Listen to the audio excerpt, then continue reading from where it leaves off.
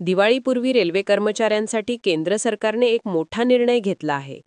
मंत्रिमंडळाच्या महत्त्वाच्या बैठकीनंतर रेल्वे कर्मचाऱ्यांसाठी बोनस जाहीर करण्यात आला आहे.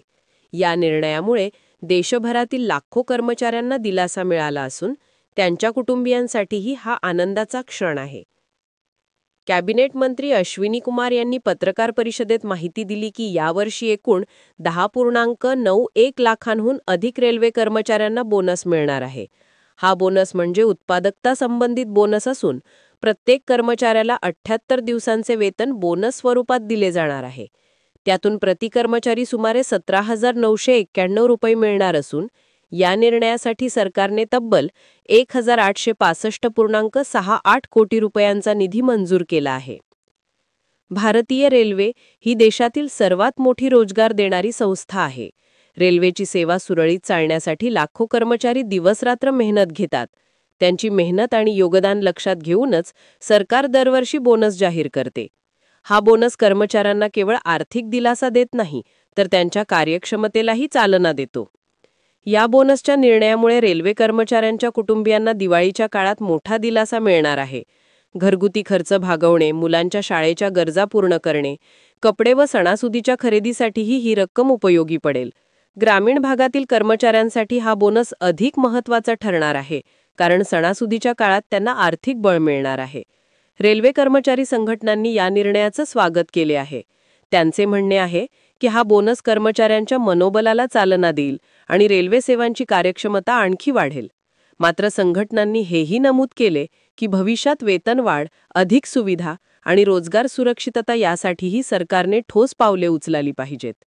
सरकारने मंजूर केलेल्या या बोनससाठी 1,865 कोटी रुपयांचा खर्च जरी मोठा वाटत असला तरी रेल्वेच्या वाढत्या उत्पन्नामुळे हा भार सहज पेलता येईल. प्रवाशी आणि मालवाहतुकीत झालेली वाढ लक्षात घेतली तर हा खर्च सरकारसाठी तितका अवघड ठरणार नाही. उलटपक्षी या निर्णयामुळे कर्मचाऱ्यांची कार्यक्षमता वाढून रेल्वे सेवाही अधिक मजबूत होईल. रेल्वे कर्मचाऱ्यांना बोनस मिळाल्यामुळे त्यांच्या खरेदी क्षमतेत वाढ होईल. दिवाळीपूर्वी मिळालेली ही रक्कम बाजारपेठेत खर्च होऊन व्यापार आणि उद्योग क्षेत्रालाही चालना मिळेल. त्यामुळे या निर्णयाचा फायदा केवळ कर्मचाऱ्यांनाच नव्हे, तर सामान्य जनता आणि व्यापाऱ्यांनाही होणार आहे. पत्रकार परिषदेत केंद्रीय मंत्री अश्विनी कुमार यांनी स्पष्ट केले की हा निर्णय केवळ आर्थिक मदत म्हणून घेतलेला नाही, तर तो कर्मचाऱ्यांच्या योगदानाचा सन्मान आहे. भारतीय रेल्वे ही देशाची जीवनवाहिनी आहे आणि ती चालवण्यासाठी रेल्वे कामगारांचे योगदान सर्वात महत्त्वाचे आहे. त्यांची मेहनत आणि समर्पण लक्षात घेऊनच सरकारकडून हा बोनस देण्यात आला आहे. मुंबई, पुणे, नागपूर, भुसावळ, दिल्ली, लखनौ, पटना, चेन्नई, बेंगळुरू, हैदराबाद अशा विविध विभागातील लाखो कर्मचाऱ्यांना या बोनसचा थेट फायदा होणार आहे.